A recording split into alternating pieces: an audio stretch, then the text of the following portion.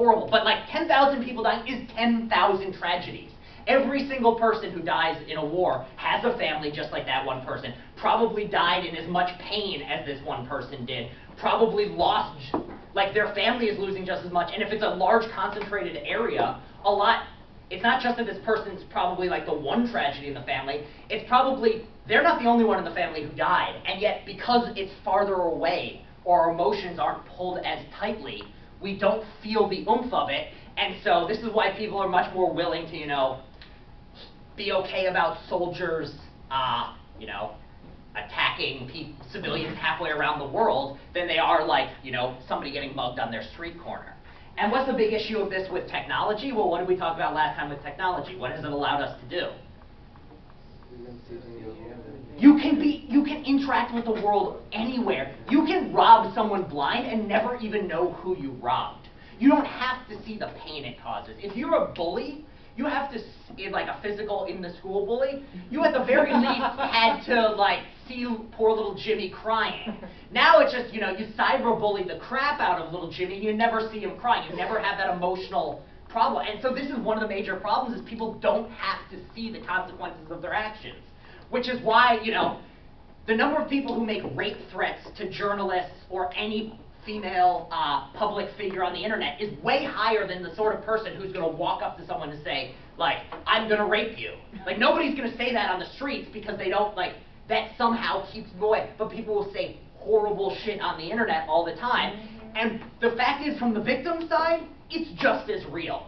And so this is one of the major things with cyber technology, is the number of people that you interact with has gone up majorly. And so the costs and benefits are really tough to weigh or even understand when we're acting on a global scale. And what you owe to people changes when the people you're dealing with come from different parts of the world with different cultures and different ideas. And the sorts of things which you might say amongst your friends at home, now all of a sudden you post it on, like, you know, the comments section, and now you're causing genuine harm because they don't know who you are or what you're saying or where you're coming from. And you might genuinely not know that what you're saying is offensive even though it genuinely is. And so these are the sorts of things where you have people who, like, there's a major issue with the N-word of people using it on the internet who are not from the United States and just don't understand the history of the word and what it stands for. But the fact that they don't understand it doesn't change the fact that it causes just as much harm to be heard. When people, you know, somebody who just like throws it around because they don't understand the cultural background of it. And so these are the sorts of things that are really, you know, these sorts of calculations are hard, and they get even harder once you bring the internet and the complexities of the modern world into it. And so the point of this class is just to go like, look at this complicated stuff, get it into your heads a little bit, because the best way to be prepared for something or like be ready to answer these sorts of questions is to have thought about them before. That's why you have like that one friend who's really prepared for the zombie apocalypse.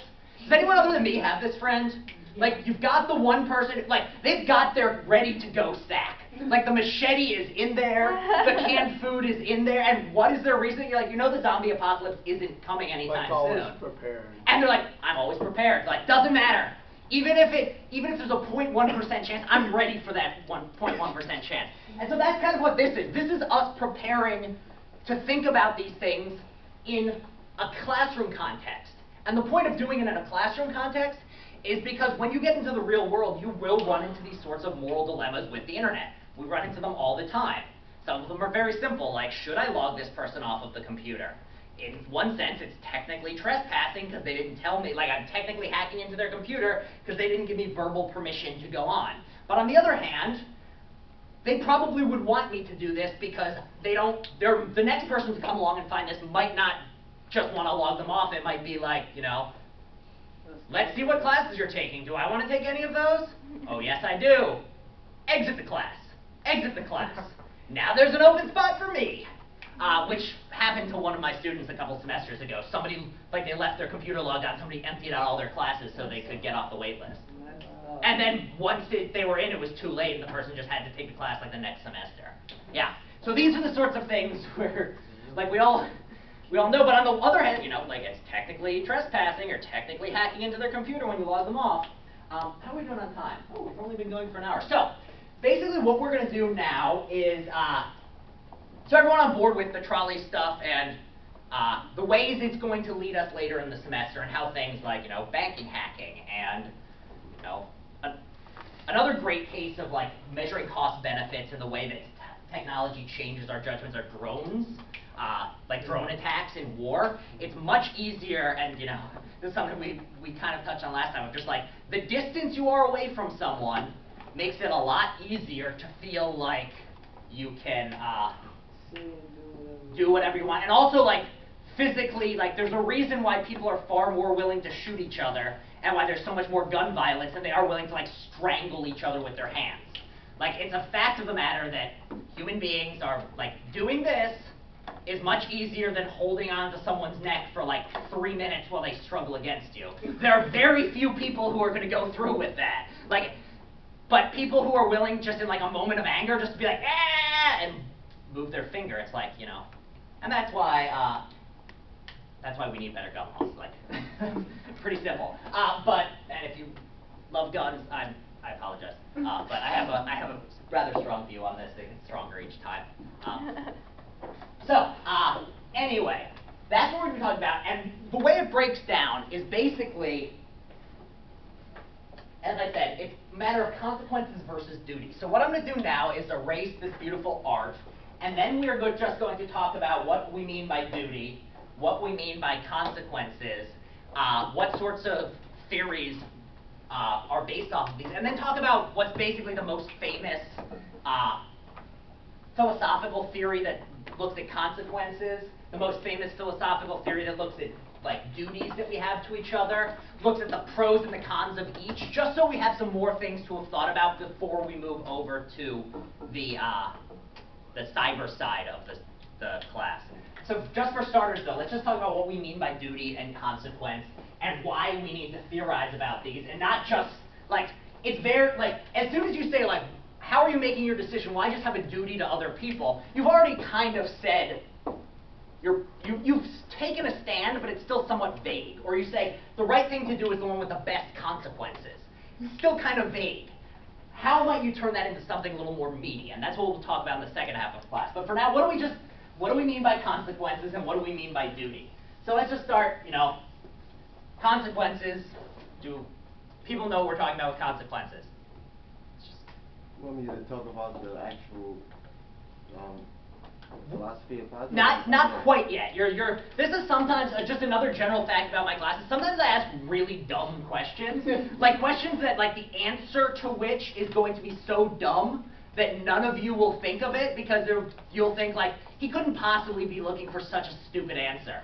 Which, just because sometimes that means like you're like 3 steps ahead of me right now, so just like I'm going to pull you back, not because you're wrong, but because you're too right. I need to like dumb myself down for a minute. So just generally, what are we talking about with consequences, in general? Well, for every action, there's an equal.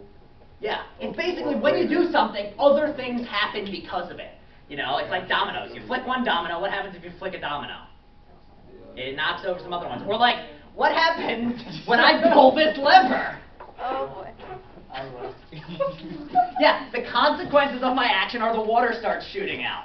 So these are what we're talking about. So with philosophy, like a philosophical ethical theory, when we're talking about the consequences, you're just literally looking at, if you do something, what does that cause to happen? I'm going to keep up a streak. I'm going to try to include that in a lecture every class, just because it's going to be really fun. All right, mostly just for me, but you know. So, a theory, you just look at like, is this the right thing to do? Is this the wrong thing to do? And you look at it and you say, well, what would the consequences be? And you just pick the one with the better consequences. Does anyone know from the book what a theory, like not a specific one with a fancy name, just the entire class of theories that judges what's right and wrong by the consequences is? Pleasure thing. Yeah, so here's pleasure versus pain. So that theory said that you judge which is the correct consequence based on which one causes the most pleasure and which one causes the least pain. Does anyone know what the name of that version of the theory is? Utilitarianism. Yeah, utilitarianism. Utilitarianism. So, remember when I said like the answer I'm looking for is really dumb? This was an answer to like a question in about 5 minutes This was one to a question in about 4 minutes. The answer I'm looking for is the really dumb one, which is up here. So the way you think of it is there's the types of views that care about consequences are called blank. And one version of this is this thing, utilitarianism. And what utilitarianism thinks is you judge it, what's the best consequences in terms of the one who causes the most pleasure and the least pain. But just what sort of general theory is one that looks at the consequences in general? Anyone know? I think I just heard it. Yeah, consequentialism. You literally just take consequence and stick an ism on the end. Yeah, that's what consequentialism is. So consequentialism is like a general thing. So if I think that what makes something the right thing, here's a consequentialist view. It's not a very good moral theory. It's not one which anyone follows, and it's not one you should follow. But a version of consequentialism, like we've got utilitarianism, we could have this imaginary thing called anti-utilitarianism, which says that the right thing to do is the one that causes the most pain and the least pleasure. Yeah, no one would ever follow this because it's a terrible theory which is designed to like cause pain. But it's still a consequentialist view because you're still claiming that what's right or wrong is a matter of the consequences. You're just defining the consequences in the opposite way. Or you might say like, the right thing to do is the one that causes me to pet the most puppies today. I like that. Yeah, so like, you know, it would have some really bad moral consequences very quickly though. Because like things which would be included in things I should do to pet the most puppies would be, well, what are some, pardon? Like breaking and entering. Yeah, breaking and entering. The correct way, if the right thing to do is pet the most puppies, then the right thing to do is to break into every apartment I can find that has a puppy and go and pet it. Which, you know, not a great moral theory. But, so the way to think of it is we all have, just zooming out, we're asking what is the right thing, what is the good thing to do? And now we're asking, well, we know that to do the right thing, you have to do the thing with the best consequences. And now we're asking, well, what makes something the best consequences? And we're trying out different theories. One of them is this messed up, cause the most pain possible. And everyone's just like, well, that's not a good one. Here's another random one, which is, you know, the one that leads to petting the most puppies. Also not a good one. And then we have utilitarianism, which actually seems somewhat right in a lot of cases. So, it's like, imagine there's a whole bunch, and there are other consequentialist theories other than utilitarianism, which aren't crazy like the ones I just gave. There are ones of just like, the right thing to do is the one that increases the equality around the world to the greatest amount. That would be a consequentialist theory. So, you know, the right thing to do in any situation is split everything evenly. There are issues with that theory as well, but that's a consequentialist theory that isn't utilitarianism and isn't obviously like stupid either. You might say, well, what's the right thing to do? The one that makes the world most equal at any given time. And then the other type is, hopefully this shows up on the screen, duty. So what do we mean by duty? How many people, where's the context in which you see this word come up a lot? Responsibility, I don't know. Yeah, so it's tied in with responsibility.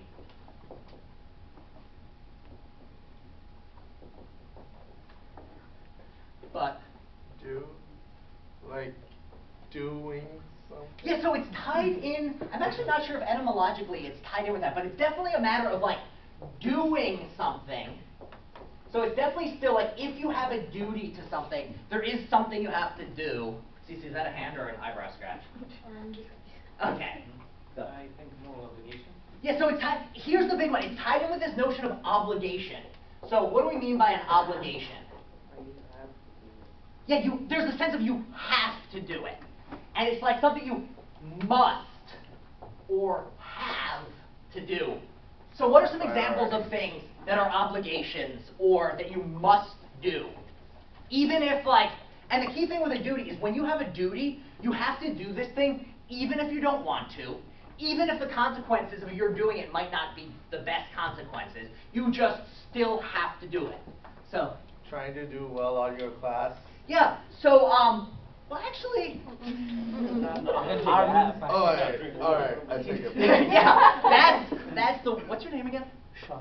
Shah. Alright, that's a really good one. So one case in which you often see this is with the army. So what are some of the duties of the army? Oh. Kill people. Yeah, like you are given you have a duty to follow orders.